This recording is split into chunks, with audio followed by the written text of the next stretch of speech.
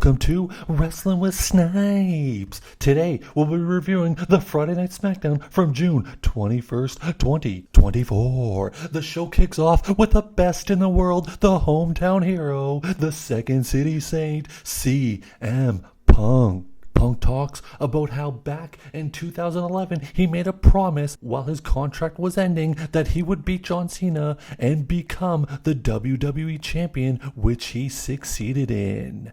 Talking about how Drew McIntyre had the same opportunity in Scotland and couldn't get the job done. CM Punk is then interrupted by the wise man Paul E. Dangerously, better known as Paul Heyman. Paul Heyman tells CM Punk he needs to get out because he is in the Bloodline's ring and he either has two options: get out or get beaten. And then out comes the Bloodline, the Tongas, accompanied by the allegedly new head of the table, Solo Sikoa. CM Punk says he is not going to acknowledge him and he will not acknowledge the fake ass Usos. Then the Bloodline creeps into the ring only to be stalled as Cody Rhodes enters the ring with a baseball bat and hands another baseball bat to CM Punk. The Bloodline scurry off and Cody Rhodes makes a challenge for the main event tonight in Chicago. Solo Sikoa one-on-one with Cody Rhodes.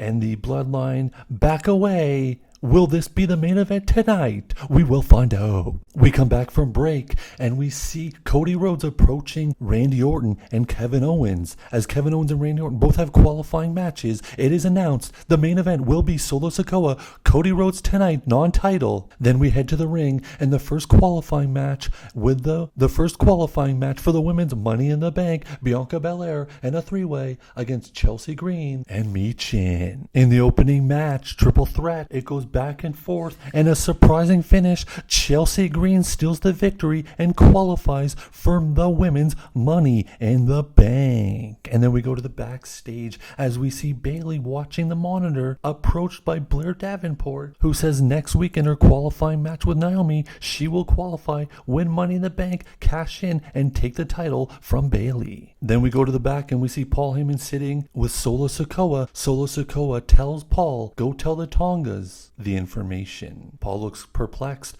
not sure why he's doing it, but he will do it right away. And when he returns, Solo needs to have a conversation with Paul. As we come back from break, there's a video package showing last week DIY on the Grayson Waller effect. Then we go to the back end. Caleb Braxton is interviewing Grayson Waller when DIY show up and tell Grayson Waller to his face they don't care what he thinks, and he doesn't even care what his tag team partner thinks. And the back, we hear some banging on the loading door. As it rises, we see CM Punk on his back, all bloodied, and as it rises, we see standing over CM Punk, Drew McIntyre. Well, he quit Monday and he's back Friday night. He picks CM Punk over his shoulders, carries CM Punk out. He drops CM Punk at the entryway, and a bunch of referees and agents come out, get between them as CM Punk is laid out all bloody, Drew McIntyre standing over him. We come back from the break and they recap Drew McIntyre beatdown of CM Punk.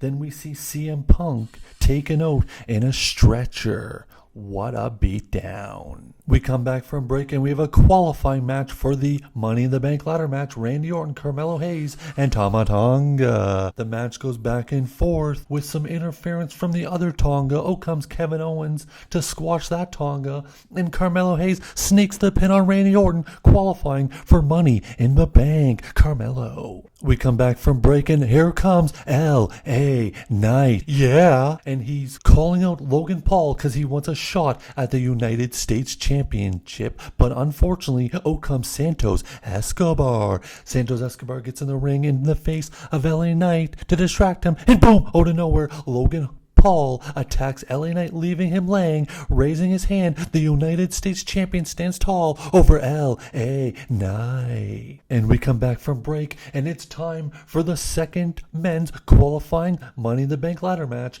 as Grayson Waller, Andrade, and Kevin Owens. Kevin Owens is attacked by the Tongas, walking out to the ring, but Randy Orton comes out with the save, and we start the Money in the Bank qualifying match. This match goes back and forth in a hell of a contest, and it ends with a pretty sweet finish as Grayson Waller runs from the outside into the ring, right into Andrade's finisher. 1, 2, 3. Andrade is going to Toronto. He's Money in the Bank qualified. And we come back from the break, and it's Tiffy time.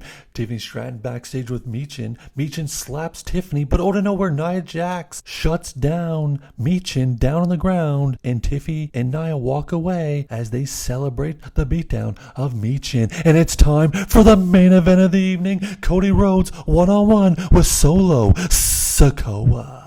Right before Solo walks out for the main event, he is shown in the back with Paul Heyman, and he tells Paul Heyman Roman Reigns is not coming back. The main event, Cody Rhodes versus Solo Sikoa, starts off, and it doesn't last very long as here come the Tongas to interfere, causing a disqualification. And out of nowhere, here comes Randy Orton and Kevin Owens to even up the sides, battling the Bloodline in a 3-on-3 hell of a fight.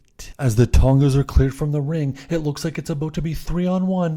Orton, Owens, Cody, Solo backing off into the corner. Looks like he is done for. But then Solo smiles, and out of nowhere, it's Jacob Fatu. Jacob Fatu takes out all three and then slams Kevin Owens into the steel stairs, puts Cody Rhodes on top of the announce table, goes to the top rope, and splash! Cody Rhodes through the table. Jacob Fatu is a beast and has taken out all of three of them.